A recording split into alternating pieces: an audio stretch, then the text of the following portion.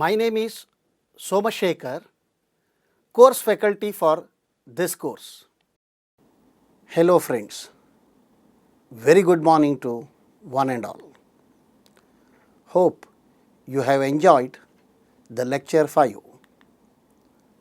Please note, you have studied in the last lecture the following: Introduction to hydraulic pumps, classifications, theoretical or ideal pump characteristics, pump efficiencies,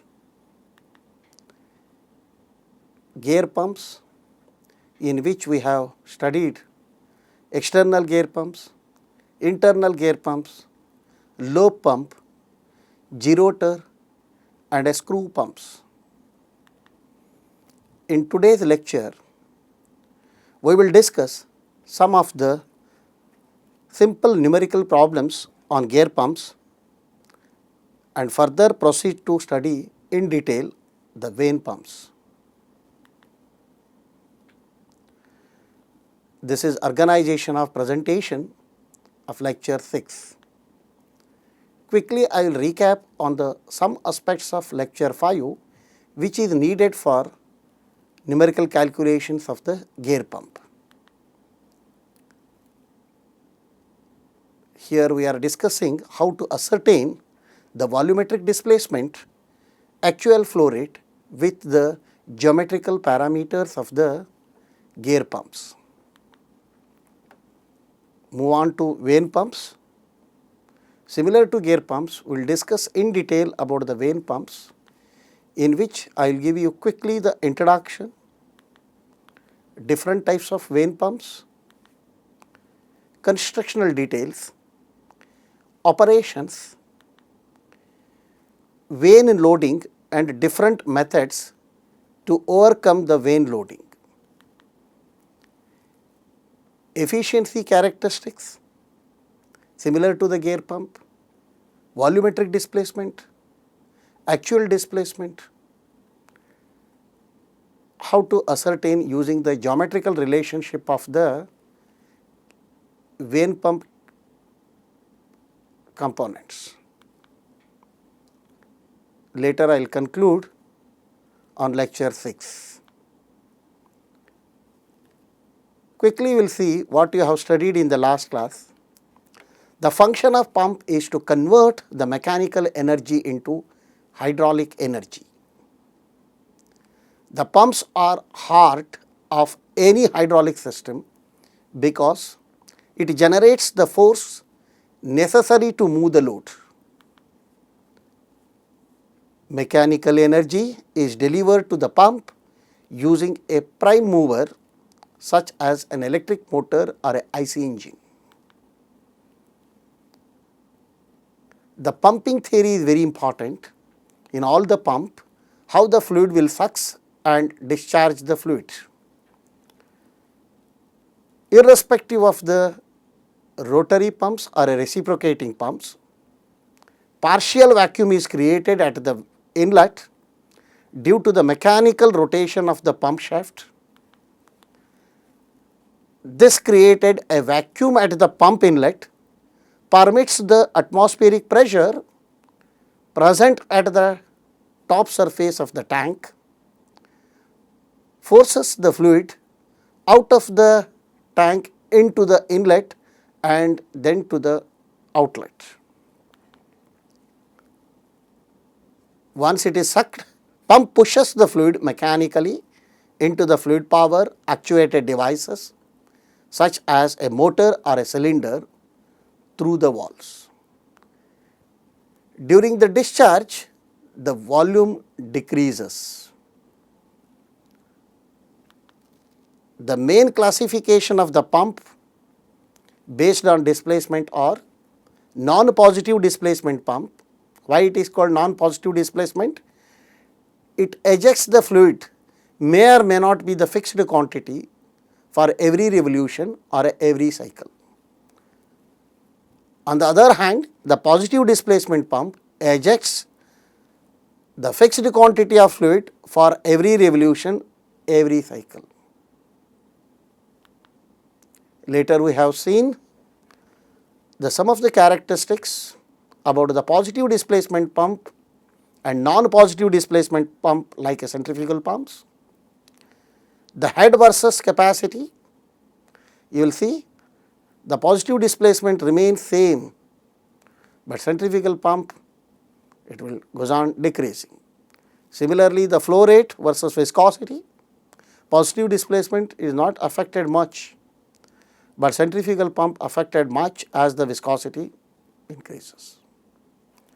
Similarly, we will see efficiency versus the head, positive displacement pump performs completely the assured things, but centrifugal pump increases and then decreases. What it will show us is non-positive displacement pump are also known as hydrodynamic pump used for the flow transfer. Hydrostatic pump are used to generate the pressure with a small quantity of fluid. This is a main difference between the positive displacement pump and a non-positive displacement pump. Already we noted that positive displacement pump plays a major role in the fluid power industry to generate the large pressures, which in turn the force and the velocity. Also we have seen the tree structure of the pump quickly. Pumps positive and non-positive we discussed in the last class. Here we concentrated more on rotary pumps in which gear pump, screw pump, external gear pump, internal gear pump, gerotor. In this category it is a rotary action, but here along the axis the fluid will be transported. Non-positive displacement, there is a large clearance between the rotating parts and the housing, centrifugal and axial flow pumps. This we are studied in depth in your fluid mechanics course. But our focus in the fluid power, all these pumps. In the last class we discussed this, today's class we will discuss the remaining. Also we discussed the ideal pump. What is ideal pump? Pump having no losses. What is the meaning? No gap condition, meaning very close fitting between the rotating part and a stationary part, and also no elastic deformation. Please note friends, this is to arrive the sum of the parameters, but actually all the pumps are having the clearances and elastic deformation is prone to be there in all the pumps. For the ideal pump, the theoretical flow rate is directly proportional to the speed of the shaft. So, Qt equal to Vt into N. What is a Vt? Vt is a ideal or theoretical displacement of the pump. In case of the rotary, it is a per revolution. In case of the piston type of pump, it is a per cycle. Also we know that the torque required to turn the shaft TA is equal to Vt into delta P by 2 pi. From the equation 1, you will see here Qt equal to Vt into N, meaning Qt is independent of the delta P. Similarly, from the equation 2, Ta is independent of the speed. Also we have seen the pumps available commercially all are having the losses. To study the performance of the all types of pumps, very important thing is we have to incorporate the pump losses like the leakages, rubbing action, mechanical losses, many things. That is why in the last class we have listed the 3 important efficiencies to study the various types of pumps, in which first one is a volumetric efficiency, which is a ratio of actual flow rate to the theoretical flow rate, QA by QT. Please note friends, QT, what you can call it is ideal displacement, which is greater than the QA, as because actual flow is less than the theoretical flow because of the leakage between the matting parts. Also we have seen the mechanical efficiency, which is a ratio of theoretical torque to the actual torque. Here also you will remember friends, theoretical torque is less than the actual torque, because in theoretical torque calculation we are not considering any friction and any mechanical losses. That is why actual torque is greater than the theoretical torque.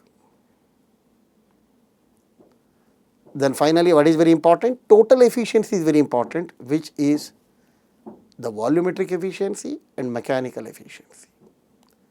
Also we have seen the characteristics curve, efficiency versus the speed. You will see here mechanical efficiency, the volumetric efficiency increases as the speed increases. It is a total efficiency. Addition of these two, we will get the total efficiency. These are very, very important while studying the different types of pumps. The today agenda is we have to discuss some of the simple numericals to ascertain these parameters. This is a sketch, as I have told you.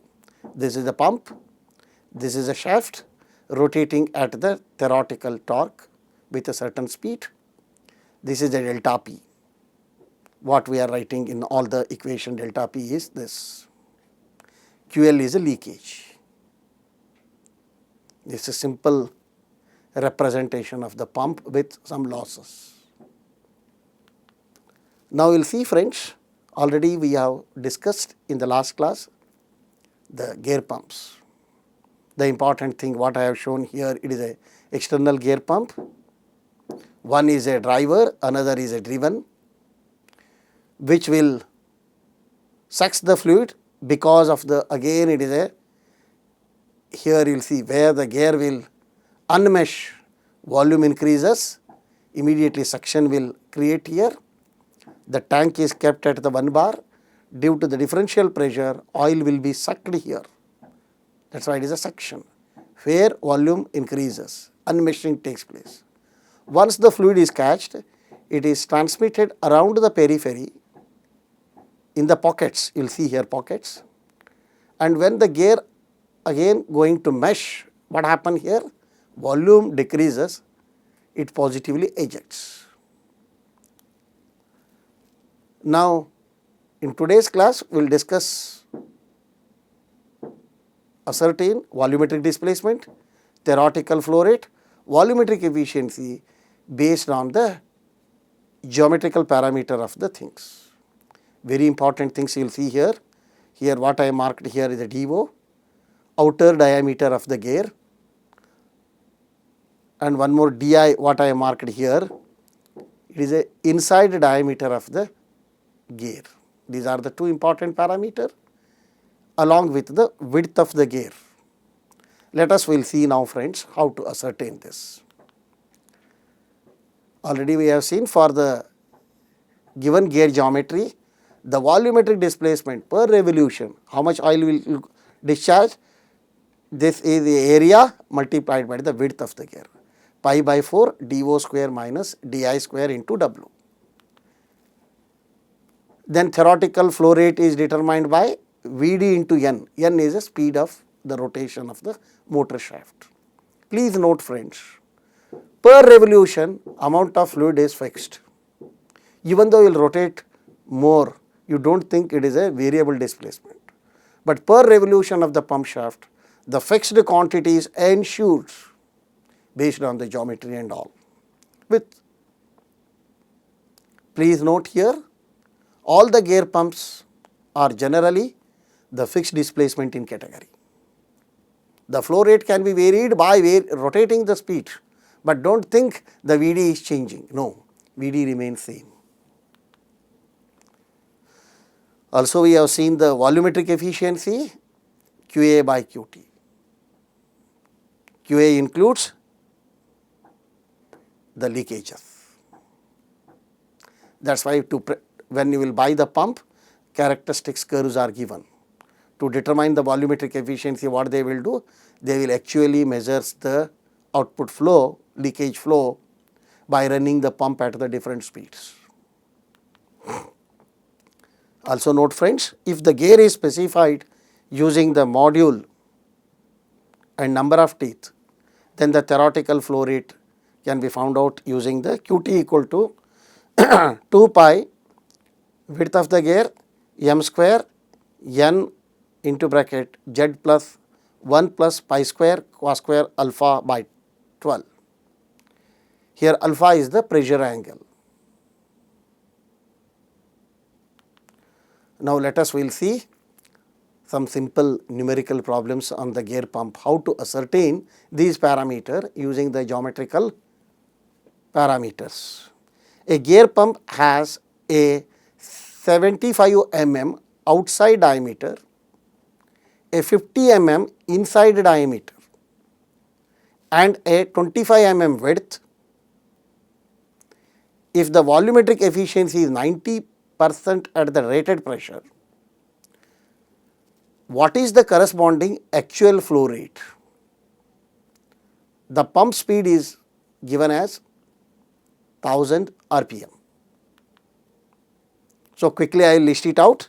The given data: outside diameter, inside diameter, width of the gear, volumetric efficiency, pump speed.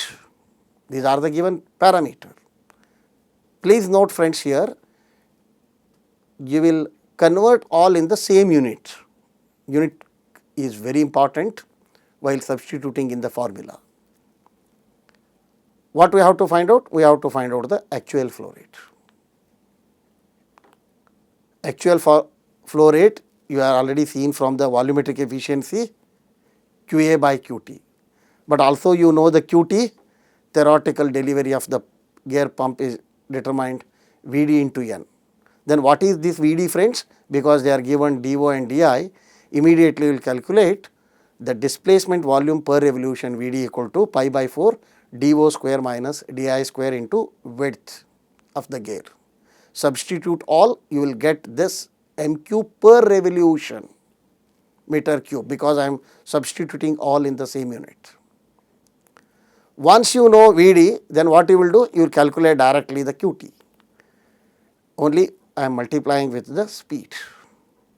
Once you know the Qt, what happens here? You will see automatically I will get the QA. QA equal to volumetric efficiency multiplied by the Qt. Correct? I am getting the volumetric efficiency is, how much it is? 0.05526 m³ per minute.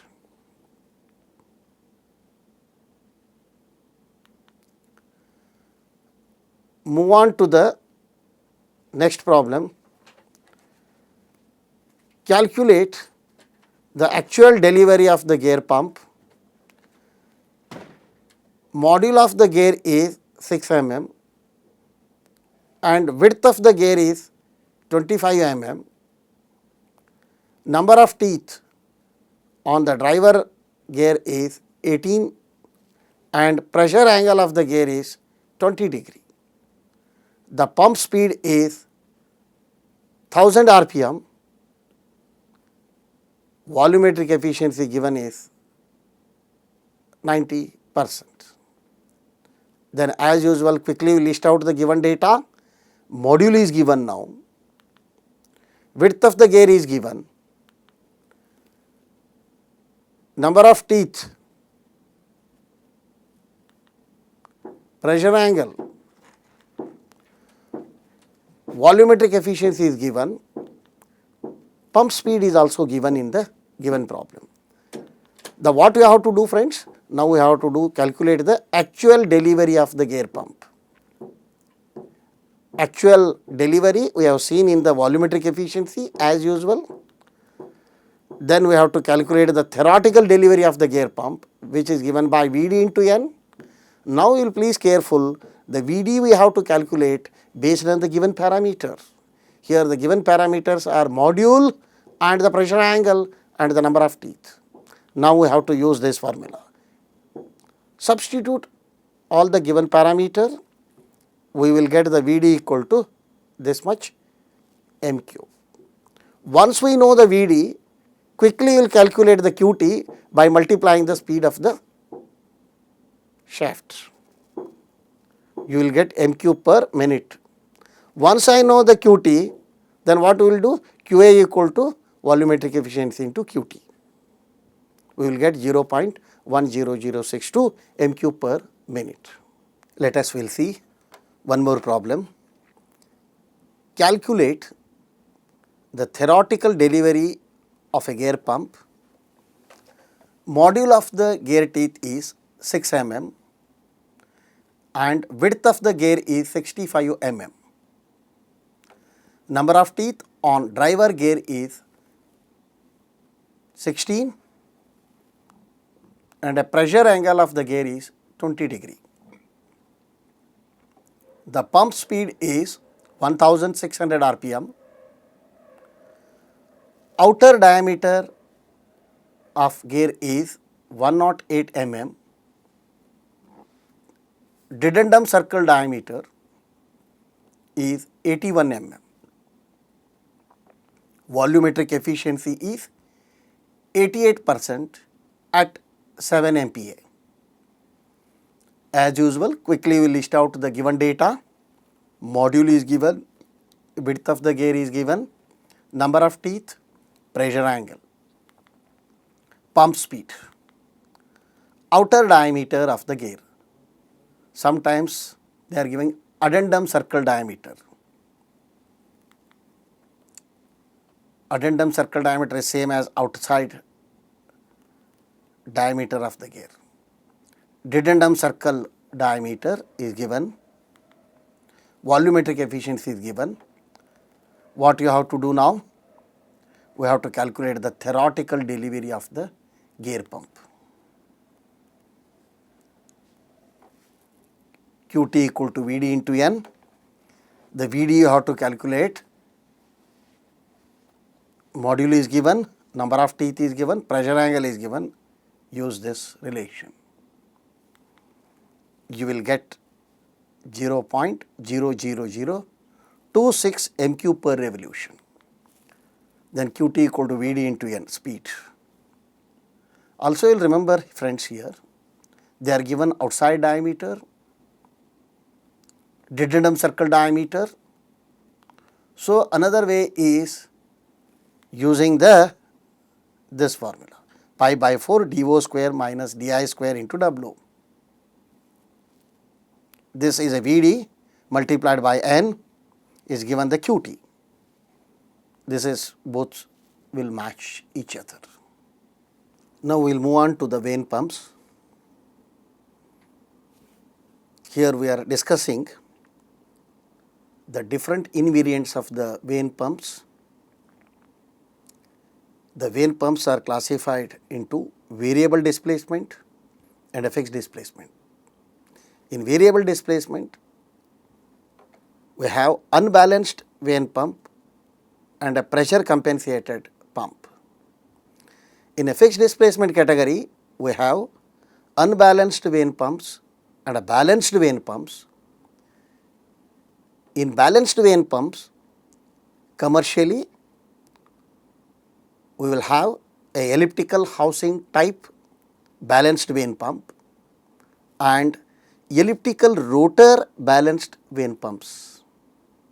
Let us will discuss these things in the next slides.